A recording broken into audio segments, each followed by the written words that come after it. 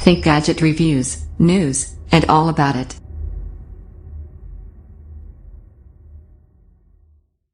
Earlier today we told you about a Xiaomi device spotted at TENAA named Xiaomi MAE136, but apparently the Chinese regulatory agency approved another, bigger phone. Its code name is Xiaomi MBE6A5 and the specs reveal 5.5-inch Full HD display and a deca-core Helio X20/Helio X25 CPU with Mali-T880MP4 GPU. The RAM is 3 GB and the internal storage is 64 GB and the MBE6A5 also has a microSD slot. The listing also reveals that the device will run MIUI 8.0 based on Android 6.0 Marshmallow and feature 2 SIM slots, microSIM and a hybrid nano, microSD. There is one camera on the back with 13MP sensor and dual-tone LED flash and a 5MP front one. The fingerprint sensor is below the camera but there are also sensor buttons on the front. The battery is 4000 mAh and the color options are gold, rose gold, matte black, and dark gray. It is not yet clear when the phone should be expected. Meizu announced the M5S on Wednesday.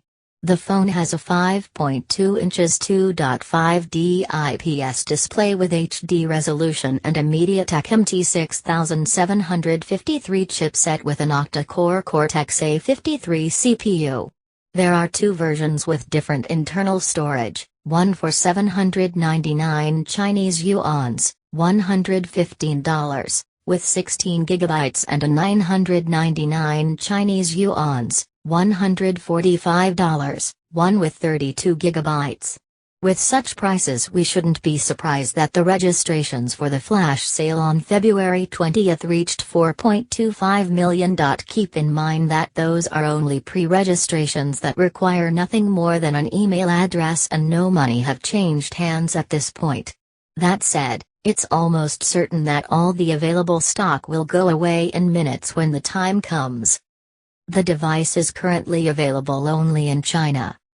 We are yet to see an official render of the Samsung Galaxy S8.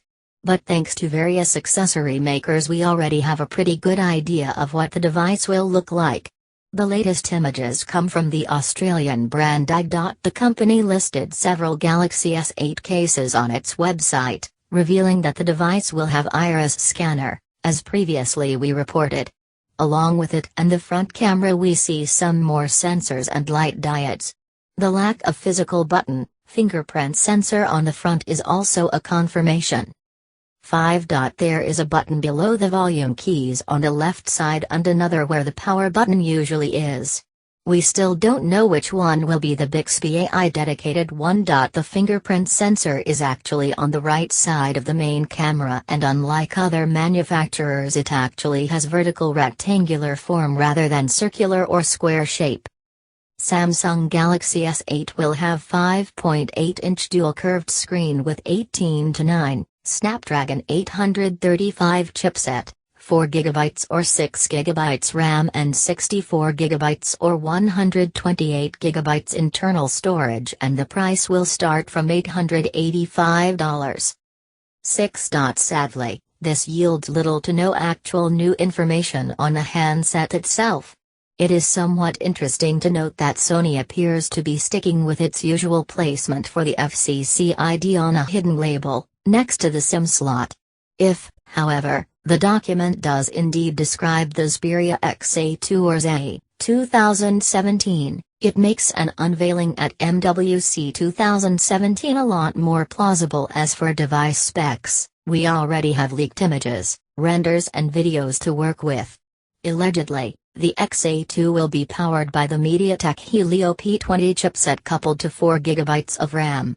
On the back it will have a 23MP f/2.0 camera, on the front a 16MP f/2.21. Other suggested specs include a USB Type-C port and a 3.5mm audio jack and Android 7.0 Nougat. Rumors put the price at about 2,200 Chinese yuans, $320/300 euros.